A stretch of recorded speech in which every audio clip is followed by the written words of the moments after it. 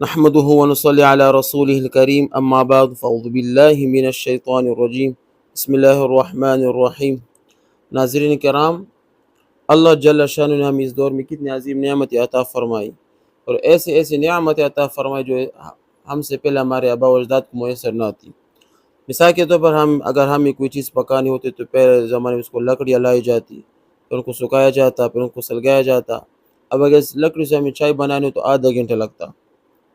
اب الحمدللہ ثم الحمدللہ گیس کے چولہے ہیں، اس کا ذرا سا سامان اور 2 منٹ کے اندر چائے، اس کا ذرا سامان اب مثال کہ آپ لگاتے ہیں 2 منٹ کے اندر آپ کے پاس کیا چائے تیار ہو جائے گی۔ اب صرف چائے کی تیاری پر 28 منٹ بچے۔ پہلے ہوتا تھا کہ اگر روٹی پکانی ہے تو پہلے گندم آئے گا، اس کو چکی میں پیسا جائے گا، پھر آٹا گوندے گی، پھر جا کر روٹی پکے گی۔ اب ذرا سا بٹن دبایا، اب مسالہ بھی تیار ہے، آٹا بھی تیار ہے، اس کام میں بھی وہ وقت بھی بچ گیا۔ اب بتاؤ یہ وقت کہاں گیا، کس کام میں آیا، کہاں صرف ہوا؟ لیکن اب بھی خواتین سے کہا جائے کہ فلاں کام کر لو تو جواب ملتا ہے کہ فرصت نہیں ملتی۔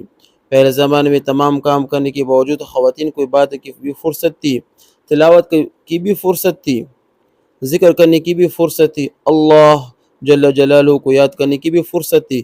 اب اللہ تعالیٰ ان کی نئے آلات کی نعمت عطا فرما دی، تو ان خواتین سے پوچھا جائے کہ تلاوت کی توفیق ہو جاتی ہے تو جواب ملتا ہے کیا کریں، گھر کے اندر کام دندوں سے فرصت نہیں ملتی۔ پہلے زمانے میں سفر یا تو پیدل ہوتا تھا یا گھوڑوں اور اونٹوں پر ہوتا تھا، اس کے بعد ٹانگ اور سائیکل پر ہونے لگا، اور جس مسافت کو قطع کرنے میں مہینے صرف ہو جاتے تھے اب گھنٹوں میں وہ ہوتا ہے۔ اللہ کے فضل و کرم سے گزشتہ کل میں اس وقت مدینہ منور میں تھا، آج ظہر عصر مغرب عشاء 4 نمازیں مدینہ طیبہ میں ادا کی، اور آج جمعے کی نماز یہاں ادا کر لی۔ پہلے کوئی شخص یہ تصور کر سکتا تھا کہ کوئی شخص مدینہ منورہ سے اگلے دن واپس لوٹ آئے؟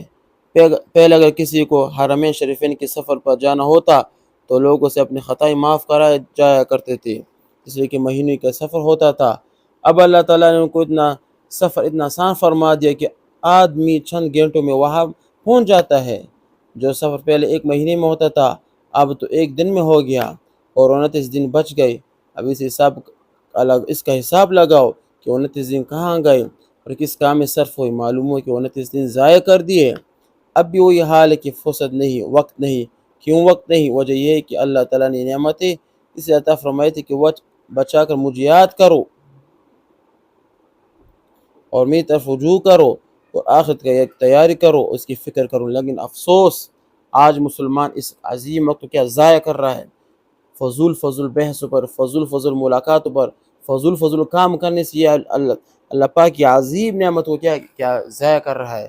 تو ناظرین کرام، ہمیں آج سے تعین کرنا چاہیے کہ ہم اپنے وقت کو ضائع نہیں کریں گے، بلکہ اپنے وقت ایک ٹائم ٹیبل بنائیں گے، ہر کسی کو اپنا وقت دیں گے تاکہ ہم اس وقت کی قدر کر کے اللہ تعالیٰ کو کیا کریں، راضی کریں۔ وآخر دعوانا ان الحمد للہ رب العالمین۔